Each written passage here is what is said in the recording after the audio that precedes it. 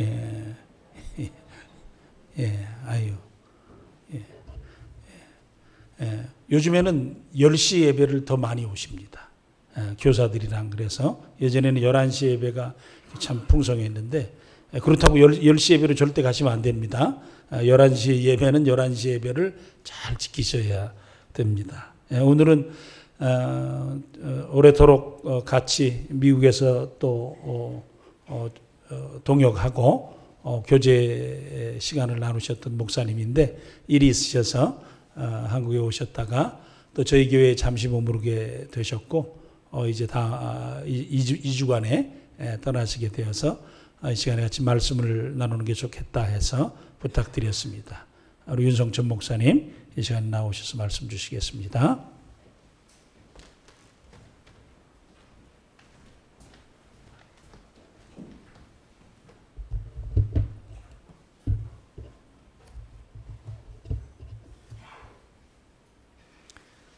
네, 반갑습니다.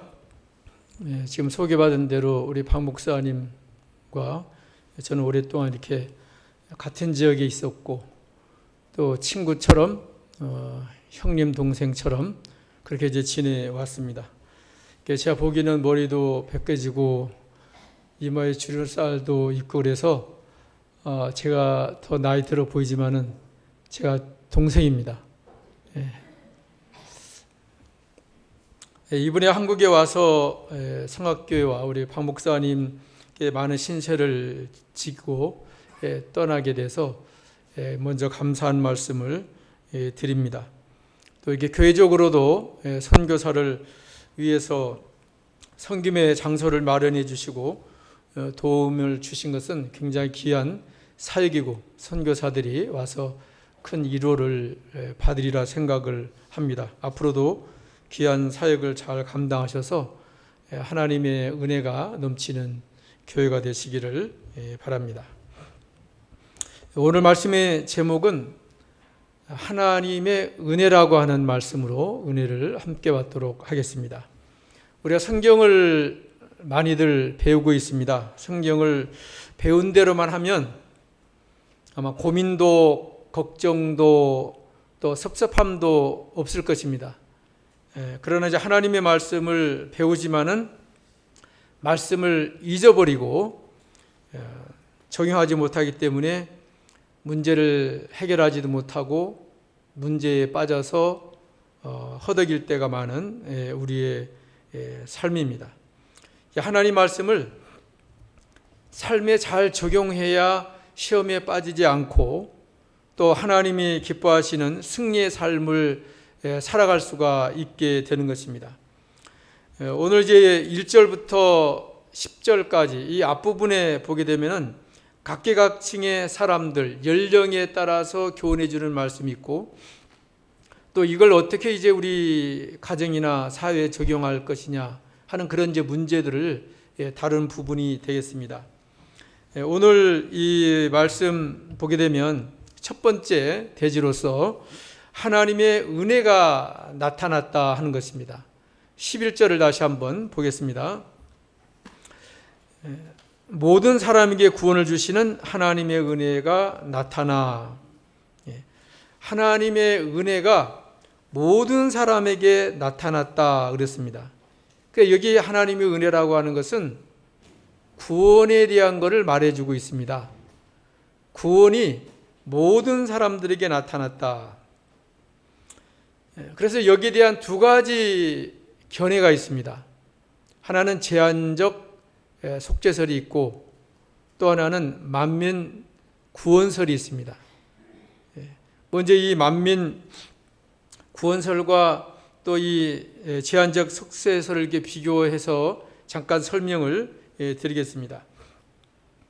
예수님께서 이 땅에 오셔서 피를 흘려 주셨을 때에 세상의 모든 사람들, 과거, 현재, 미래의 모든 사람들을 위해서 죽어주셨다라고 믿는 것은 그것이 만인 구원설이라. 모든 사람을 위해서 죽었다는 것. 그리고 어떤 제한된 사람만을 위해서 예수님이 피를 흘리셨다라고 하는 것은 제한적 속죄설이라 이렇게 이야기를 합니다. 이 제한적 속죄, 이 속죄설을 주장할 때에 어디에 근거를 하고 있는가 하면은 에베소서 1장 4절에 보면 곧 창세전에 그리스도 안에서 우리를 택하사 하나님께서 창세전에 우리를 택해 주셨습니다. 이것도 굉장히 큰 하나님의 은혜지요. 만물을 창조하기 이전부터 하나님은 언제 우리가 태어날 것, 아무개를 내가 구원할 것을 다 계획해 주셨다가 때가 되어서 우리를 불러주신 것입니다. 예레미야 1장 5절에는 내가 너를 복중에 짓기 전에 너를 알았고 내가 태에서 나오기 전에 너를 구별하였고 너를 열방의 선지자로 세웠노라 하시기로. 복중에 짓기 전이라고 하는 말은 임신하기 전이라는 말 아니겠습니까? 복중에 짓기 전에. 그런데 하나님께서 너를 알았고 내가 태에서 나오기 전에 너를 구별했고 그리고는 선지자로 세웠노라 이런 말씀을 하셨어요. 로마서 9장 11절에는 그 자식들이 아직 나지도 아니하였을 때에 이렇게 사랑하는 무슨 선이나 악을 행하기도 전에 내가 너를 택했다라는 그런 또 말씀을 하셨습니다. 하나님께서 우리를 이렇게 구원해 주시는 것은 우리가 어떤 선을 행하고 또 앞으로 잘 믿을 것 같고 또 구원해 줄 만하기 때문에 선택한 것이 아니에요.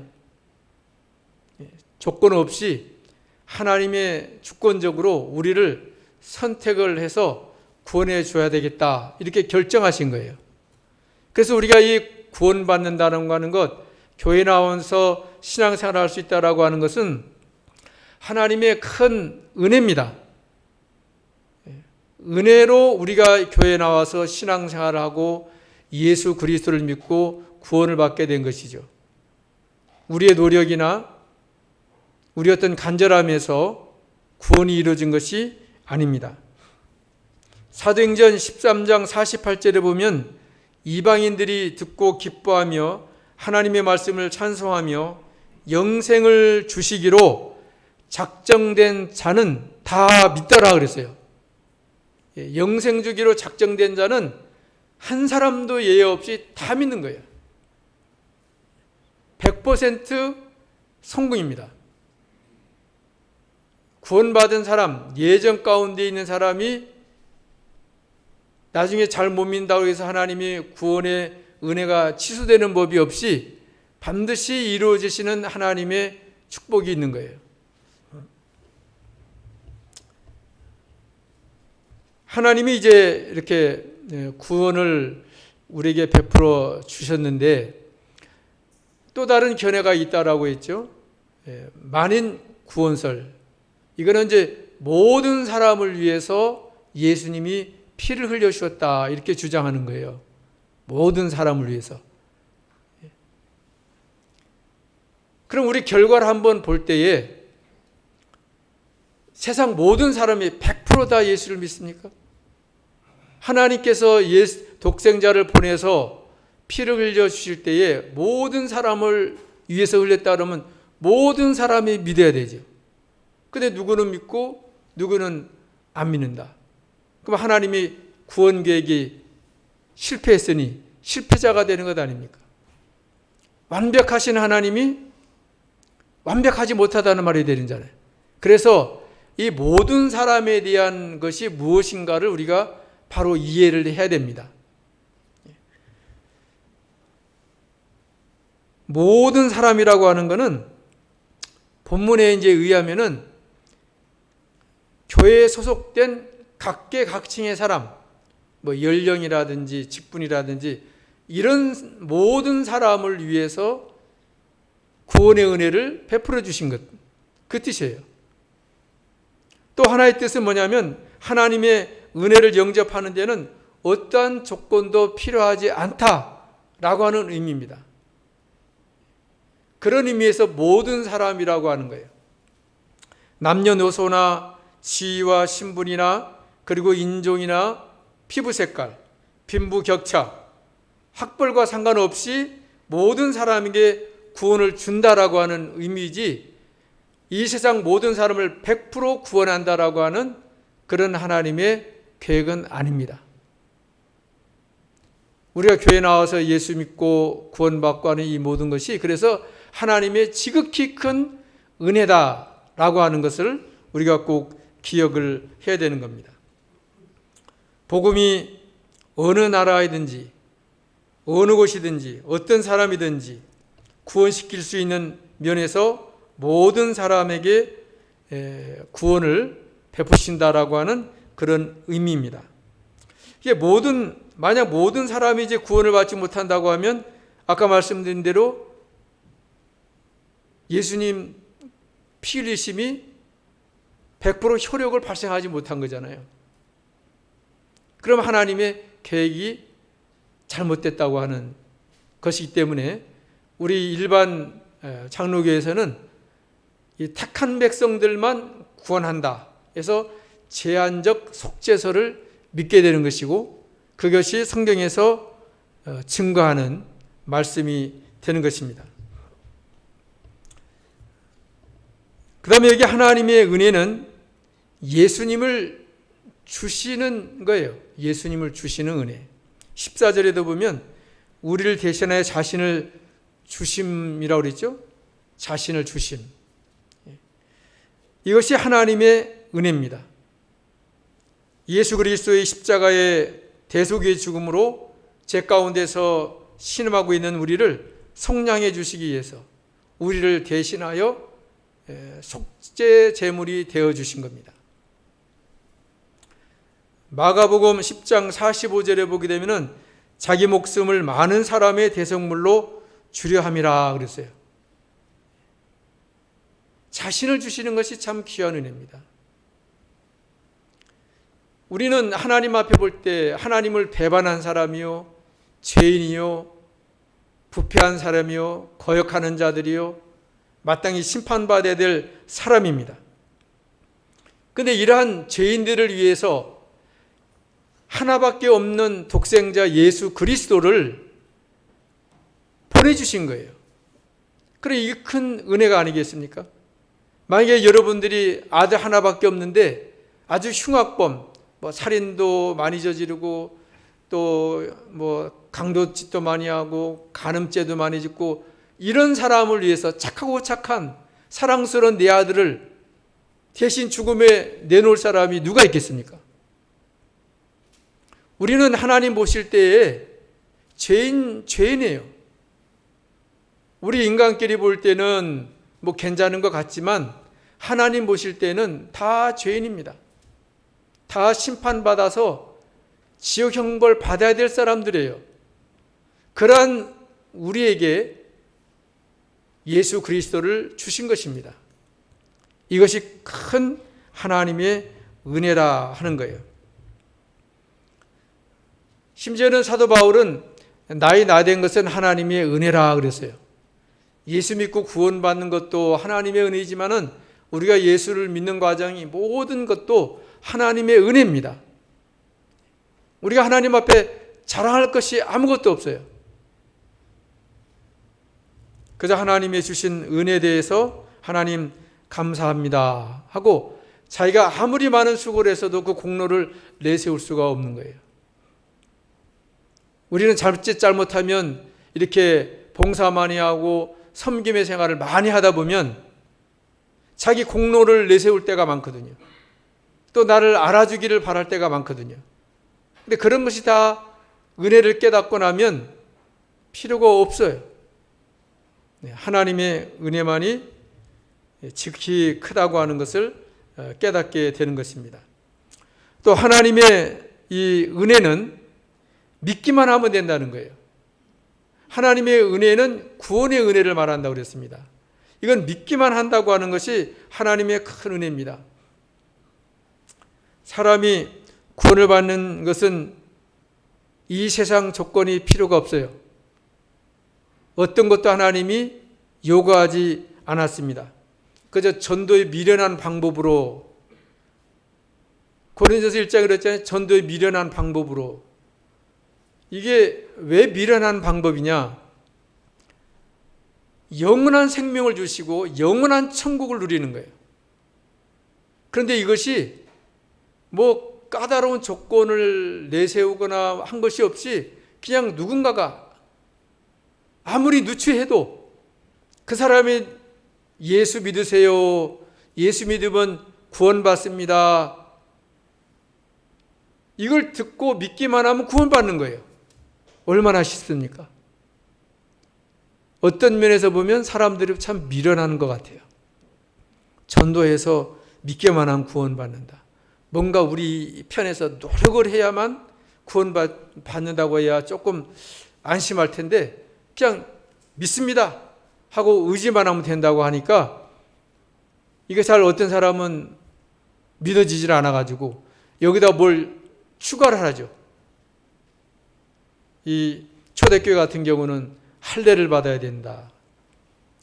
율법을 지켜야 된다. 또는 어디에서는 안식일을 뭐 지켜야 된다. 여러 가지를 자꾸만 집어넣죠.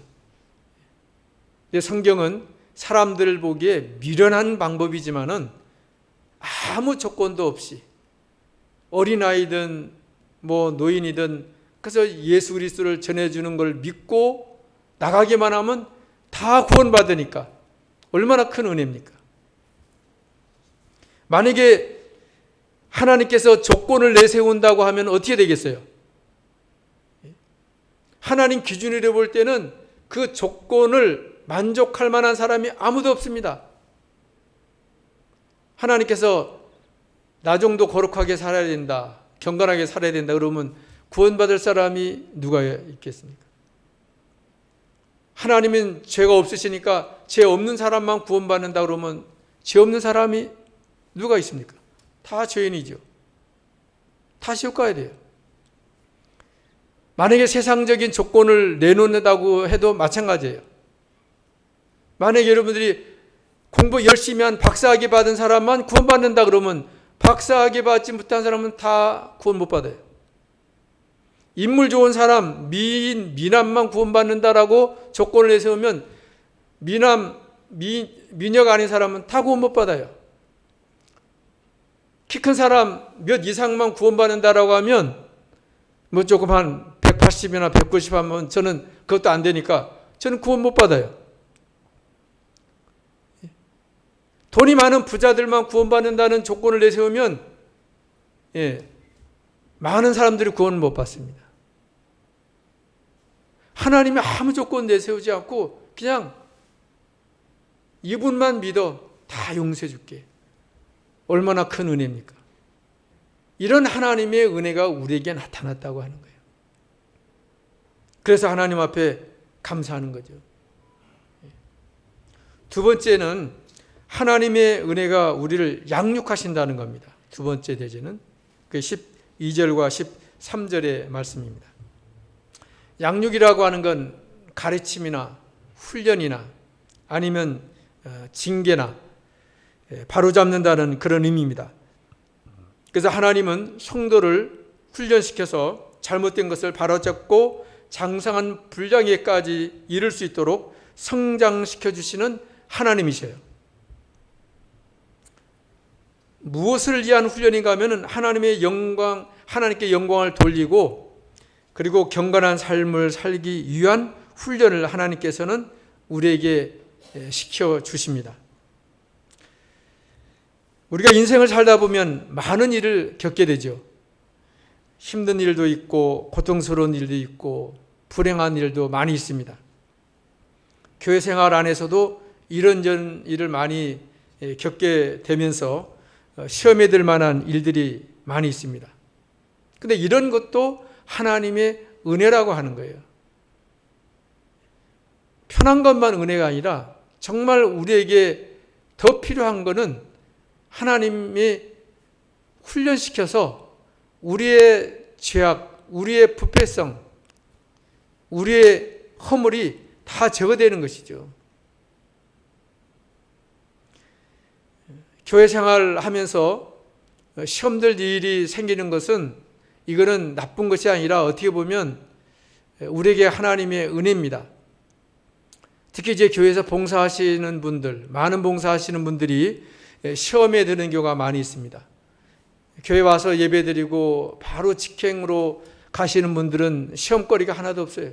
교회가 어떻게 돌아가는지, 무슨 말이 오고 가는지 아무 상관없습니다. 어떻게 보면 편하게 믿을 수 있어요.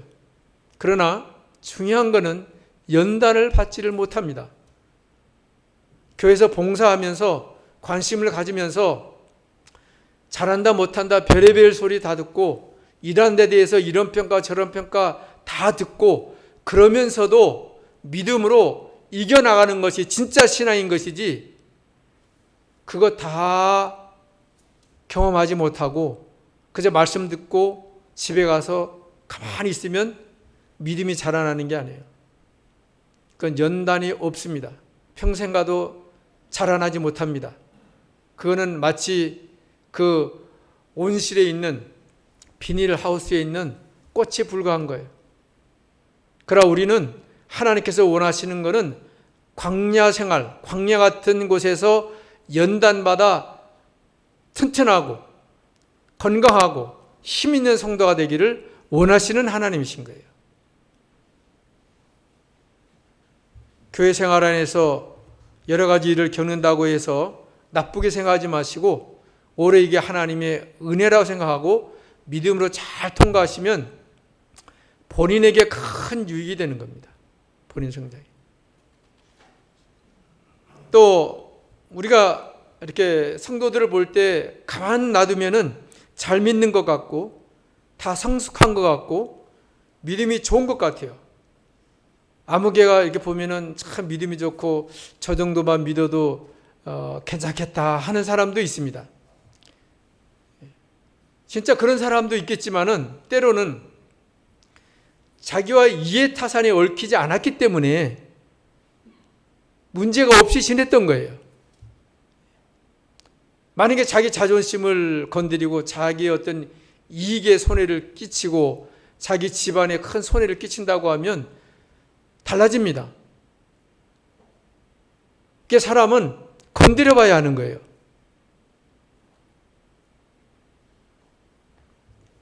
하나님께서 한번 휘저어 놓으시면 그 미천이 다 드러나서 신앙 수준이 어떤가를 알게 되어 있습니다.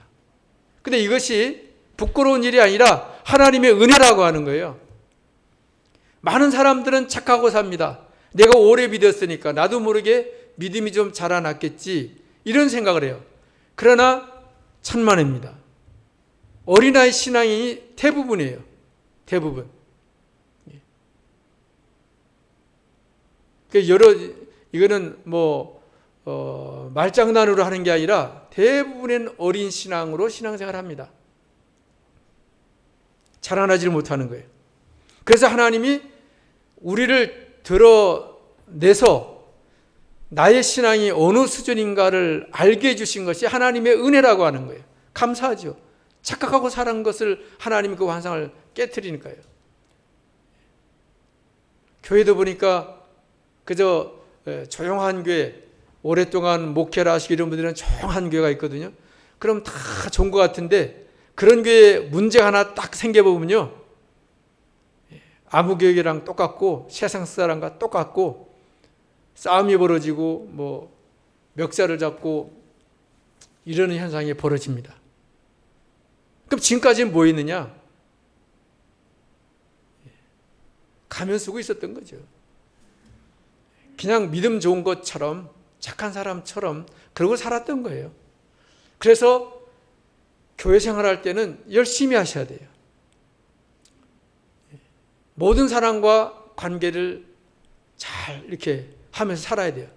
그러면서 경험을 통해서, 그러면서 듣는 여러 가지 보는 걸 통해서 연단을 받으셔야 되는 거예요. 그래야 자기 실력이 되는 것이지 그것이 없으면 실력이 아닙니다. 많은 사람들은 이렇게 믿음이 좋다라고 하는 착각 속에 살아가고 있기 때문에 하나님께서 반드시 그런 사람들을 건드려 보십니다. 그러면 그 사람이 어떤 사람인가를 알게 되는데, 이렇게 하나님이 드러내실 때에 이게 하나님의 은혜다라는 생각을 가져야 돼요. 창피하다가 아닙니다. 또 낙심할 문제가 아니에요. 오히려 드러나는 것이 얼마나 감사한지 몰라요. 저는 어렸을 때부터 뭐 집회도 쫓아다니고 초등학교 때부터 그런 일을 많이 해가지고 저도 한때 믿음이 괜찮은 것 같고 또 성경을 그렇게 일찍부터 많이 배우다 보니까 뭐 성경도 많이 하는 것 같고 그랬는데 오히려 신학교 들어가서부터 제 신앙이 무너지기 시작하는데 그때서야 깨달았습니다. 아, 별것 아니다 하는 거를.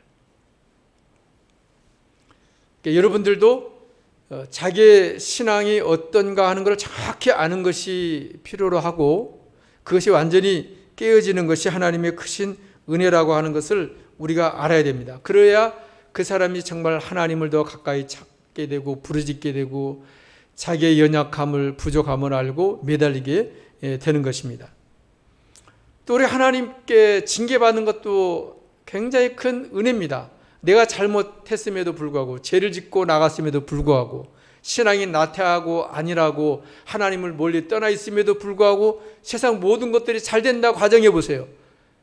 돈도 잘 벌고 자식도 잘 되고 내 몸도 건강하고 하는 일마다 잘 된다고 하면 그건 진정한 복이 아니에요. 영혼이 망했는데 하나님의 관심은 우리 영혼이 잘 되는 겁니다. 우리 믿음이 점점 자라나서 장사한 성도가 되기를 바라는 것이 하나님의 우리에게 바라는 것이지 그냥 세상적으로 잘 되는 것으로 만족하라고 하는 것은 아니거든요. 그런 세상 종교 미신에 불과한 것에 불과한 겁니다. 잘못했을 때 하나님의 징계가 있으면은 이거를 잘 깨닫고 하나님의 은혜다 하는 것을 알아야 돼요. 물론 우리가 힘들고 어려운 일 당할 때에 참 낙심할 만하고 또 고통스럽죠. 때로는 캄캄하고 앞으로 어찌 될 줄도 모릅니다. 그러나 욥이 고백했던 것처럼 욥기 23장 10절에 보면 그러나 내가 가는 길을 오직 그가 아시나이다 그랬어요. 하나님만이 아셔요. 그리고 결과적으로는 정금같이 나오리라. 우리가 비록 믿음의 길을 걸어갈 때 모든 것을 다 알지 못하지만은 그래도 믿음으로 살면 어느 때인가는 우리가 정금같이 귀한 믿음의 사람이 되는 거예요. 정금이라고 했을 때는 그 불순물이 빠졌기 때문에 정금이라고 그러잖아요. 뭐 불순물이 99.999가 많으면 좋은 것 아닙니까? 그거는 연단을 많이 받을수록 그렇게 믿음이 좋은 사람이 될 수가 있는 거예요. 연단 받는 것을 힘들어하지 마세요. 하나님은 우리를 그렇게 연단을 시켜서 귀하게 쓰려고 영적인 복을 주시려고 우리에게 그런 고난을 주시는 분이십니다. 여기 12절에 보면 우리를 양육하시되 그랬어요. 하나님의 은혜는 우리를 양육시키시는데 어떻게 양육시키느냐? 여기 보면 한 세 가지로 이렇게 나눌 수가 있는데 첫 번째는 이제 버릴 것이 무엇이냐 하는 거예요. 그 다음에 어떻게 살아야 되느냐 하는 거예요. 그 다음에 세 번째는 무엇을 소망하고 기다려야 되느냐 하는 세 가지로 말해주고 있어요. 우리가 이제 양육시키는데 그럼 버려야 할 것에 대해서는 여기 뭐라고 그랬는가 하면은 경건하지 않은 것은 버려야 하는 거예요. 경건하지 않는 것. 경건하지 않다라고 하는 말은 불신앙으로 옛사람이나 육신의 부패성이나 세상 구습을 따라서 사는 것을 여기 이제 말하는 거예요. 이런 사람은 경건하지 못합니다. 믿음으로 살아야 경건하게 사는데 믿음으로 살지 않으니까 믿음으로 살지 않는다는 이것은 바로 옛사람으로 사는 거죠. 즉 안 믿는 사람과 같이 또 세상의 어떤 구습 또 육신의 어떤 부패성 이런 걸 따라 살기 때문에 경건할 수가 없죠.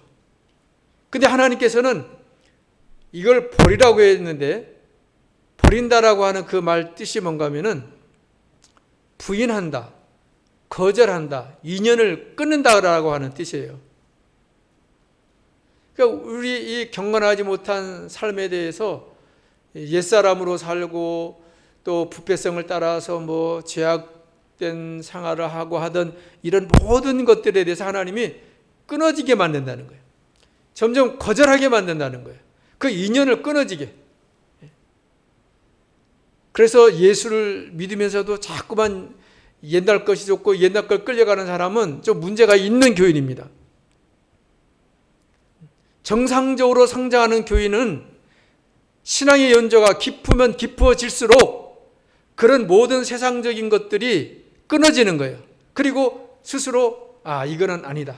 내가 예수를 믿는 사람인데, 내가 집사인데, 권사인데, 장로인데, 목사인데 이러면 안 되지. 천국에 와서 우리 다 만나볼 것 아닙니까? 다 만나볼 텐데 뭐 천국 가서 죄가 드러나고 뭐 이런 건 아니겠지만 모든 것이 드러난다 과정했을 때 얼마나 창피할 일들이 많을까요? 천국 가면. 목사님을 하는데 목사님 믿으면 좋은 줄 아는데 목사님 믿음이 없다는 게 드러나면 얼마나 창피합니까? 제가 간혹가다 그런 생각을 해보는 거예요. 천국 가서 만나봤을 때 목사님 믿은 줄 알고 관계상에서는 막 이러시더니 아니네요. 그러면 어떻게 해요? 창피하잖아요. 그래서 우리가 신앙생활 할 때 세상 것이 점점 끊어져야 되고 또 내가 이렇게 거절을 해야 돼요. 또 하나는 뭐냐면 세상 정욕을 다 버리라고 그랬어요. 세상 정욕. 이 세상 정욕은 탐욕, 무슨 음욕, 쾌락, 권력에 대한 어떤 욕심 이런 것들을 다 이제 끊어버리는 겁니다. 전에는 뭐 돈이 최고고 요즘은 다 음란방탕한 시대가 돼서 이런 것이 최고로 생각하고 살았는데 예수를 믿고 나니까 믿음이 자라나 보니까 이런 게 아무 쓸데가 없는 거예요. 그래서 버릴 것은 버리고 끊을 것은 끊고 하는 믿음이 이제 생기는 겁니다. 점점 자라나는 거죠. 그러지 어떻게 살라고 했는가 하면은 세 가지를 또 마련했죠. 근신해야 된다. 또 의로워야 된다. 경건해야 된다. 이 세 가지를 또 말을 했어요. 근신이라고 하는 말은 절제라고 하는 말과 같습니다. 보통 뭐 셀프 컨트롤 이렇게 얘기를 하죠. 조금씩 뭐 이렇게 신중이라는 말로도 또 번역을 하기도 하더라고요. 이 절제라고 하는 것은 굉장히 중요하죠. 사람들이 억제하지 못하고 욕심대로 살다가 망하는 경우가 너무나 많은 거예요. 믿는 사람들이 욕심을 좀 버려야 되거든요. 근데 욕심을 버리지 못하고 예수 믿으면서도 별것 아닌 것 가지고 욕심을 부리는 거예요.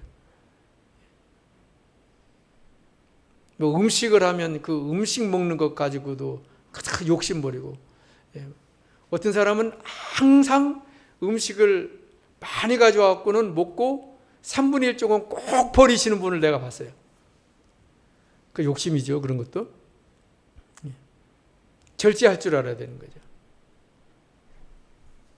사람이 억제하지 못하면 그 사람의 인생이 불행하게 되는 겁니다. 어느 선에는 내가 딱 멈출 줄 알아야 돼요. 믿는 사람들은 갈 곳과 가서는 안 될 곳을 구분해야 됩니다. 할 말과 하지 말아야 될 것을 구분해야 되는 거예요. 그냥 생각 없이 아무 말이나 해야 되면은 그거는 문제가 많습니다. 뒤끝이 없는 사람들은 할 말 다 하죠. 그리고 자기는 뒤끝이 없다라고 자신 있게 말하지 않습니까? 근데 그 말 듣고 상처받은 사람은 어떻게 하고요? 자기는 편할지 모르지만은 그 말을 듣고 상처받은 사람은 굉장히 고통 속에 있는 거예요. 의롭다라고 하는 말은 똑바르다는 말이고, 이 똑바르다고 하는 말 속에는 진실되다고 하는 의미가 있습니다. 정직하다는 의미. 믿는 사람들은 정직하게 살라 하는 거예요. 거짓말하지 말고. 믿는 사람들도 거짓말하는 경우가 꽤 있습니다. 습관인 사람들도 있고. 우리는 똑바르게 살아야 되는 거예요. 행동도 똑바로 해야 되고, 말도 똑바로 해야 되고, 생각도 똑바로 해야 되고, 정직하게 살아야 그 믿는 사람으로서 하는 것이지, 거짓말하고 부정부패하고 그러면서 믿는다라고 하면 안 되는 거예요. 많은 어떤 국회의원들도 교회 다닌다고 하지만 다 비리와 연루된 사람들이 많이 있잖아요. 공무원들도 그렇고.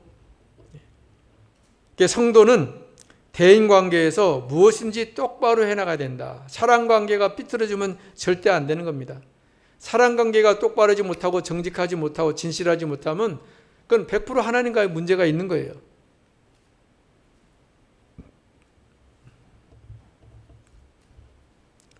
경건하다라고 하는 말은 영어로 godly라고 합니다. 하나님 우리가 영어로 God 그러거든요. 그 이제 ly를 붙이면 godly라고 하는데 이제 보통 번역할 때는 그냥 경건 이렇게 합니다. 근데 이제 이 영어 사전을 이렇게 여러 가지를 보다 보면 거기에 이제 어떤 의미가 하나님 같은 그런 의미예요. 하나님 같은. 또는 어느 영영 사전에서는 하나님과 비슷한, 하나님과 비슷하게 이런 뜻이에요. to be similarly to God 그래 놨어요. 그러니까 하나님과 비슷하게 되는 게 경건이라는 거예요. 성도들은 하나님처럼 예수님처럼 살아야 된다는 거예요. 그래 얼마나 높은 수준의 경건을 요구하는가를 알아야 되는 거예요. 그냥 세상 사람들처럼 구별되지 않고 다 섞여 사는 것이 아니라 믿는 사람들은 이렇게 높은 수준에 계시는 하나님과 같은 그분을 닮아가는 게 목적이에요. 물론 우리가 일평생 신앙생활에도 거기에 도달을 못합니다. 그러나 그렇게 살기 위해서 노력하는 것과 아무 관심이 없이 사는 것과는 전혀 다른 문제죠. 하나님이 모르고 그렇게 하신 게 아닙니다. 그러나 우리 마음속에 주님을 진심으로 사랑하고 하나님 말씀대로 살려고 하면서 실수로 지은 죄와 아예 그냥 관심 없이 구분 없이 세상 사람과 사는 것과 전혀 다른 거죠. 다윗이 큰 죄를 졌잖아요. 간음죄 졌죠. 청부살인했죠. 그런 죄를 짓고 했지만은 하나님께서는 내 마음에 합한 자라고 한 거예요. 그 중심에는 정말 주님을 사랑하는 마음으로 있다는 거죠. 우리도 실수할 수 있지만 그 마음속에 정말 하나님의 마음에 합한 그런 삶을 살아야지 그냥 세속에 물들어서 세상 사람과 구분 없이 살면 안 됩니다. 우리는 어디 가나 예수 믿는 사람 티가 나야 되는 거예요. 직장 가서 자기 교회 다닌다는 얘기 안 하면 전혀 예수 믿는지 아닌지 모르는 사람도 있거든요. 동네에서도 마찬가지고. 그렇게 살면 안 됩니다. 야, 어디 가든지 저 사람은 좀 언행이 남다르다. 그래 나중에 알고 보니까 예수 믿는다고. 예수 믿는 사람은 다르다고. 이래야 되는데 예수 믿는 사람은 별것 아니다고. 이 소리 들으면 큰일 나는 거죠.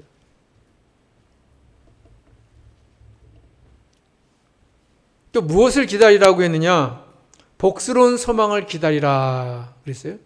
복스러운 소망. 이걸 기다리면서 살으라는 얘기죠. 복스러운 소망이라는 건 예수님의 재림을 기다리는 신앙생활을 해라 하는 것입니다. 초대교회 성도들은 예수님이 곧 오실 줄 알고 정말 그렇게 뜨겁게 기다렸어요. 예수님 오실 줄 알고. 근데 이제 2000년이 세월이 흘렀지 않습니까? 근데 여러분들 마음속에는 예수님이 언제 오실 것 같습니까? 오늘인가요? 오늘 밤이라도? 예. 아무도 모르지만은 만약에 주님이 오신다 그러면은 맞이하실 분들이 별로 많지 않아요. 주님이 나중에 왔으면 좋겠다 하는 거예요. 지금 오면 싫어하는 거예요. 예, 인생을 좀 더 살아보고 싶고, 또 지금 오면 내가 잘 못 믿었는데 지금 와갖고는 내가 어떻게 하나 겁이 나기도 하고. 그래서 일단 예수님 오시는 거는 맞고 보자. 싫어해요. 근데 참 신앙은 초대교회 성도들과 같이 똑같이 곧 오실 줄 알고 준비하는 신앙을 갖고 살아야 되는 거예요. 성경에는 그걸 가르쳐 주는 거예요. 앞으로 100년 후든 1000년 후에 온다고 할지라도 우리 신앙은 곧 오실 줄 알고 항상 깨어 신앙생활을 해야 이게 정상적인 신앙생활하는 것이지, 언제 올지도 모르고 뭐 관심도 없고 온다고 하면 오지 말라고, 지금 때가 아니라고, 이럴 마음 가지고 있으면 안 된다는 거예요. 오시면 어서 오십시오 하고 기다렸다 반갑게 맞이해야 되잖아요. 예수님은 신랑이고 우리는 신부인데, 이제 결혼한 새댁이 아니 신랑이 오는데 오지 말라고 그러면 이상하지 않아요? 하루 종일 기다렸다 맞이하고 싶은 마음이 있는데 오지 말라고 한다니요. 그거는 우리가 깨어있는 신앙이 아니고 정상적인 신앙이 아닙니다. 우리는 항상 마음속에 이 예수님이 오신다고 했다. 그러니까 내가 잘 참고 기다려야 되겠다. 참고 기다리셔야 돼요. 참고 또 참고 계속 참는 거예요. 핍박이 와도 환난이 와도 세상 사는 게 너무 힘들어도 참고 참는 거예요. 어떤 분들은 세상 사는 게 너무 힘드니까 빨리 죽었으면 좋겠다 그래요. 그러니까 인생살이가 너무 힘들어서 빨리 죽고 싶다고 하는 성도들은 안 됩니다. 사도 바울처럼 주님과 함께 있고 싶어서, 빨리 가고 싶은 건 괜찮아요. 주님과 함께 있고 싶어서 빨리 가고 싶은 마음이 있는 거는 좋은데, 너무 사는 게 힘들어가지고 그냥 죽어버리면 이 고생하지 않겠냐 하는 건 믿는 사람이 가질 마음은 아닌 거예요. 그걸 구분해서 생각을 해야 됩니다. 우리는 재림을 기다리는 사람이 되어야 돼요. 곧 오실 줄 알고 항상 준비되어 있는 신앙생활을 해야 됩니다. 세 번째 대지는 하나님의 은혜가 선한 일을 열심내게 한다. 14절 말씀입니다. 바울은 성도가 선한 일을 하는 것이 하나님께서 사람을 지으신 목적이라고 했습니다. 에베소 2장 10절에 보면 우리는 그가 만드신 바라 그리스도 예수 안에서 선한 일을 위하여 지으심을 받은 자니 이 일은 하나님이 전에 예비하사 우리로 그 가운데서 행하게 하려 하심이라. 선한 일을 위하여 지으심을 받은 자니 그랬어요. 우리를 왜 불러주셨느냐? 선한 일을 하라고. 어느 정도까지 선한 일을 사모해야 되느냐? 여기 열심내라는 말이 질투라는 말이에요. 원어적으로는 질투라는 말 같은 말이에요. 질투심 강한 사람 대단하지 않습니까? 남의 거 뭐 부러워하고, 그것처럼 선한 일에 대한 그 질투심을 가져라는 거예요. 나도 누가 하니까 나도 해야지. 뭐 질투심 많은 사람 누구 공부하면 나도 공부하고, 누가 뭐 하면 나도 하고 뭐 해서 경쟁심이 굉장하지 않습니까? 그것처럼 선한 일에 대해서 열심내라고 하는 건 그 경쟁심을 가지고 질투심을 가지고 열심히 하라는 거예요. 믿는 사람들은 이렇게 선한 일을 많이 해야 됩니다. 선한 일에 대해서 무관심하고 뭐 해도 되고 안 해도 되고 이렇게 살면 절대 안 되는 겁니다. 우리는 구원받은 사람들은 선한 열매를 많이 맺어야 돼요. 왜 우리는 선한 일을 해야 되느냐? 그것은 우리가 하나님의 백성이 됐습니다. 하나님의 자녀가 됐습니다. 여기 옛날 성경에는 이제 친백성이다 이런 표현도 쓰는데 이스라엘 백성들은 선택된 민족 아닙니까? 오늘 우리가 선택받은 사람들 아닙니까? 구원받은 성도들이에요. 그래서 우리 믿는 사람들은 이 선한 일을 당연히 해야 되는 거예요. 말라기서 3장 17절에는 우리에 대해서 뭐라고 했냐면 나의 특별한 소유라고 그랬어요. 이제 신약 시대에 그 예수 믿고 구원받을 성도들에 대해서 나의 특별한 소유로 이렇게 표현했습니다. 우리는 하나님의 소유가 됐어요. 전에는 백성이 아니더니 이제는 하나님의 백성이라고 베드로전서 2장 10절에 말씀을 했습니다. 하나님의 백성이 됐기 때문에 이제는 선하게 착하게 살아야 된다는 거예요. 불신자하고 달라야 된다는 겁니다. 안 믿는 사람들의 사는 사고방식대로 사는 게 아니라 나는 이제 하나님의 백성이 됐어. 하나님의 자녀가 됐어. 그러니까 나 자신이 거룩하게 살아야 돼. 자기 자신의 정체성을 알고 그렇게 살아야 된다고 하는 마음 다짐을 하고 살아야 되는 겁니다. 선한 일이라고 하는 것이 무엇이냐? 대표적인 것이 하나님의 말씀인 진리를 가리키는 거예요. 그게 선한 일입니다. 왜냐하면 하나님의 말씀에 이건 해라, 이건 하지 말라 그랬잖아요. 율법 중에 특히 이제 10계명을 보게 되면 1계명부터 4계명까지는 하나님에 대해서 5계명부터 10계명까지는 사람에 대한 계명이죠. 모든 것을 어떻게 하는가를 다 말씀으로 말씀해 주셨어요. 성경에 기록해 놨습니다. 그러면 선한 일을 우리가 이제 해야 되는데 그 선한 일을 한다는 것이 많은 사람들이 신앙생활 하면서도 말씀을 따라 하는 것이 가장 중요한데 이 감정 따라 신앙생활 하는 사람이 너무 많은 거예요. 감정에 오늘 교회 가고 싶으면 가고 싫으면 안 가고 봉사하고 싶으면 하고 하기 싫으면 안 해요. 이게 감정이죠. 감정을 따라 하는 게 아니라 우리는 약속을 믿는 사람이고 약속을 지키는 사람이에요. 하나님과 우리의 관계는 약속을 지킨 관계예요. 우리는 하나님의 말씀을 지켜야 될 윗장에 있는 사람들입니다. 내 몸이 피곤해도 내 감정이 허락지 않아도 하나님의 말씀에 하라고 했으면 하는 거예요. 그게 진리의 말씀을 따라가는 거죠. 내 마음대로 내키는 대로 신앙생활을 하는 거예요. 수틀리면 어떻게 하는가 하면 안 됩니다. 성경 말씀대로 묵묵히 믿음을 지키고 자기 자리를 잘 지켜나가는 것이 그게 믿는 일을 잘하는 거예요. 이 10계명을 자세히 보게 되면은 나를 위한 것이 아니라 다 상대, 이웃의 유익을 위해 살아는 거예요.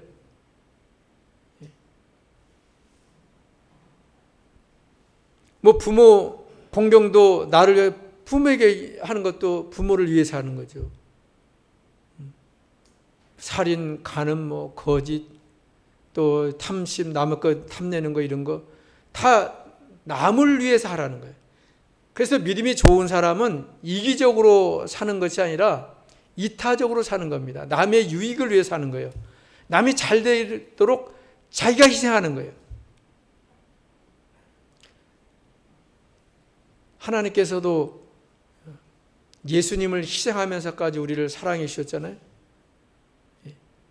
자기를 희생하면서 우리를 사랑해 주셨고 우리도 나의 가장 소중한 걸 희생하면서까지라도 남을 사랑해야 되고 남의 유익을 구해야 되는 거예요.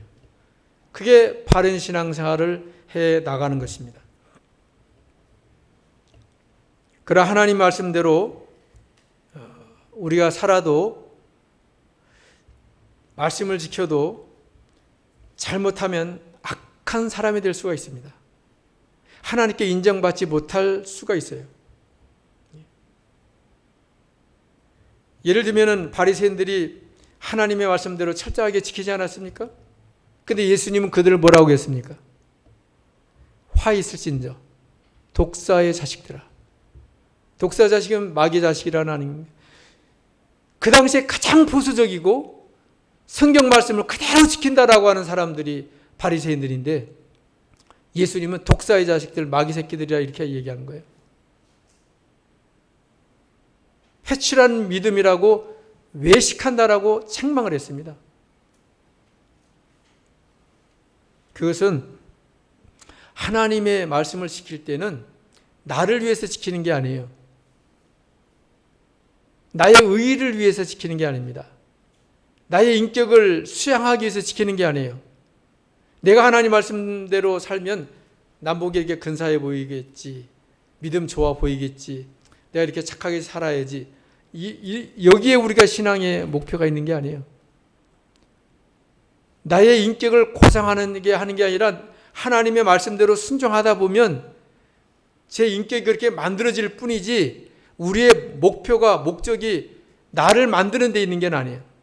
즉 남들에게 보여질 때 거룩하게 보여지고 자기 의의를 세우려고 하는 것이 아니라는 거예요. 그런데 바리새인들은 자기 의의를 세웠기 때문에 하나님 말씀 지키는 것 하나하나가 자기 의의를 세우기 위해서 지킨 거예요. 그러면 바리새인처럼 되는 겁니다. 우리는 자기 의의를 위해서 신앙생활하는 게 아니에요. 자기 인격 수양을 위해서 이 말씀 지키려고 하는 게 아니에요. 하나님이 명령하셨으니까. 내가 하나님의 백성이니까 당연히 그렇게 살아야 되는 거예요. 그러면서 남의 유익을 구하면서 사는 그런 생활을 우리가 살아가는 것입니다. 우리는 하나님의 은혜를 받은 자들이에요. 큰 은혜를 받은 사람들입니다. 하나님의 백성이 되고 자녀가 됐어요. 이제 우리는 어떻게 살아야 될 것이냐? 그 하나님의 은혜를 받은 사람은 어떻게 살 것이냐? 그럴 때 버릴 거는 버려버려라. 그리고 이제는 새로운 마음으로 하나님처럼, 예수님처럼 살자. 그리고 예수님의 재림을 소망하면서 곧 오실 줄 알고 준비하고 있다가 언제든지 부르면 갈 수 있는 저희 성도들이 되어야만 바른 신앙생활을 하고 준비된 성도가 되는 것입니다. 이런 성도들이 다되도록 힘써 주시기를 바랍니다. 기도하겠습니다. 거룩하신 아버지 하나님, 은혜를 감사합니다. 하나님께서 저희들에게 큰 은혜를 베풀어 주셨습니다. 이 은혜를 깨닫는 저희들이 되게 해 주시옵소서. 그래서 이제는 세상을 사랑하던 것, 세상을 쫓아가던 것, 그 모든 것이 끊어지게 해주시고 이제는 예수 그리스도와 더불어 예수님처럼 경건한 삶을 살아갈 수 있는 저희들이 다 되게 해 주시옵소서. 그리고 하늘의 소망이 충만해서 언제 주님 다시 오시는가 고대하며 기다리는 모든 성도들이 다 되게 해 주시옵기를 간절히 원하옵고 예수님의 이름으로 기도하옵나이다. 아멘.